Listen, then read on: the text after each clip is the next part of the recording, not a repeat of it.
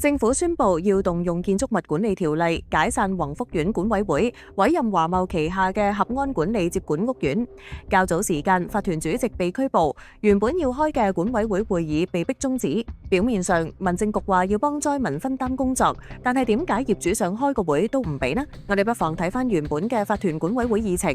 議程第4部分，業主要求管理公司報告火災前消防系統嘅狀況、災後工作同埋檢視帳目，終止大維修工程，舉行特別業主大會同埋俾業主去發問。尤其係火警鐘點解唔響？呢啲災民都好想知道點解政府要阻止呢？因為一旦開會就會有晒文件記錄，而且召開業主大會，業主就會聚埋一齊討論證據、追究責任。好多居民都曾經寫過信俾政府部門，有啲人就要用盡一切方法阻止呢啲記錄見光。因為今次唔係示威遊行，只要管委會一開展程序，政府係冇辦法阻止業主大會。可以想象，到時實有傳媒採訪、律師監督，變相成為咗追究責任嘅公聽會。喺法團主席通告召開會議之後，政府先拘捕法團主席，繼而動用條例去解散管委會，變相就係要扼殺業主大會。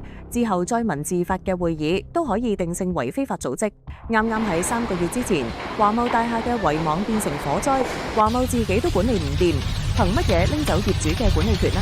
如果有乜問題，根據政府解散管委會嘅同一條法例，業主同樣有權踢走華懋呢一個管理人。